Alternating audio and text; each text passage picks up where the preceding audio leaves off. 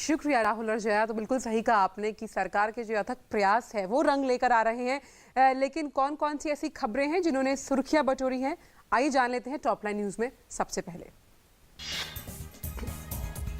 वित्तीय समावेश की प्रमुख योजना जनधन के तहत जमा राशि 42,000 करोड़ रुपए के पार। बिना कोई राशि वाले खातों की संख्या में 25% की आई कमी। सरकार गड़बड़ियों को रोकने के लिए इस प्रकार के खातों का उपयोग प्रत्यक्ष लाभ अंतरण के लिए करेगी।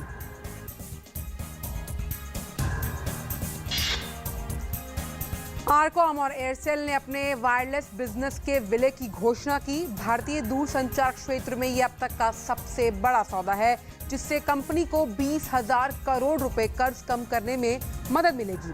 दोनों कंपनियों का बोर्ड और समितियों में बराबर का प्रतिनिधित्व होगा।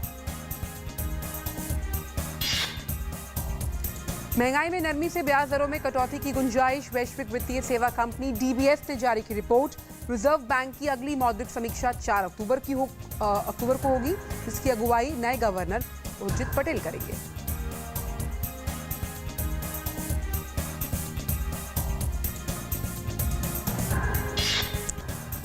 और सरकार के प्रयासों से एलईडी बल्ब की कीमत में 2 साल में करीबन 90% की आई कमी। 310 रुपए के मुकाबले अब 38 रुपए पर आए हैं दाम। इस बल्ब के जरिए 85 लाख किलोवाट हो रही है बिजली की बचत। कार्बन उत्सर्जन कम करने के लक्ष्य को हासिल करने में भी मिल रही है मदद। और देश में दालों की आपूर्ति को बढ़ाने और इसकी कीमतों को नियंत्रित रखने के लिए सरकार लगातार जो कदम उठा रही है, उसका रंग साफ तौर पर नजर आ रहा है। हाल ही के निर्णय में कैबिनेट ने दाल के बफर स्टॉक की सीमा को बढ़ाकर 20 लाख टन कर दिया है। साथ ही सरकार ने किसानों को सीधे मुनाफा पहुंचाने के लिए दाल के न्यूनतम समर्थन मूल्य को भी बढ़ाया है। देखते हैं इस खास रिपोर्ट को।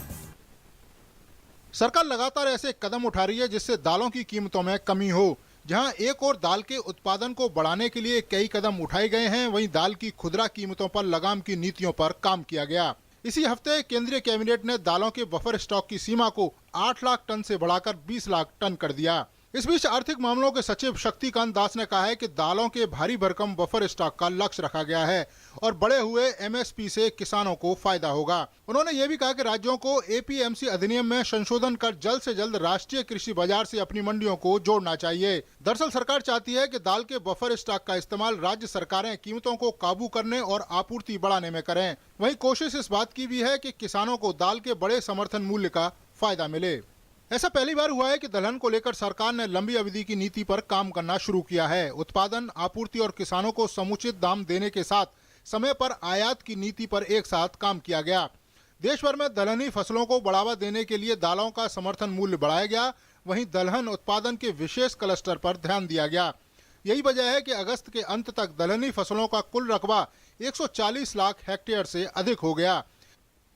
आज की तारीख पर तूर दाल जो है वो 5,050 रुपये पर है और 5,225 मूंग दाल पर है। तो ये इसलिए किया गया ताकि किसानों को बढ़ावा दिया जाए। ये समर्थन मूल्य के कारण और बारिश भी देश में काफ़ी अच्छी इस साल हुआ है। इस साल हमारा करीब 142 लाख हेक्टेयर में दलहन किसान लोग उगा रहे हैं। पिछले साल की तुलना में यदि किया जाए, पिछले साल 102 लाख हेक्टेयर हुआ था। करीब 40% ज़्यादा एरिया इस बार किसानों ने इस पे उगाया है। अनुमानों के मुताबिक इस साल देश में दालों का उत्पादन 20 मिलियन टन के करीब हो सकता है, जो बीते कई दशकों का सर्वोच्च स्तर होगा। खरीफ का यदि हमारा आउटपुट कितना है यदि आप पूछेंगे तो करीब 8 मिलियन टन्स इस बार होगा। पिछले साल ये 5.5 मिलियन टन था।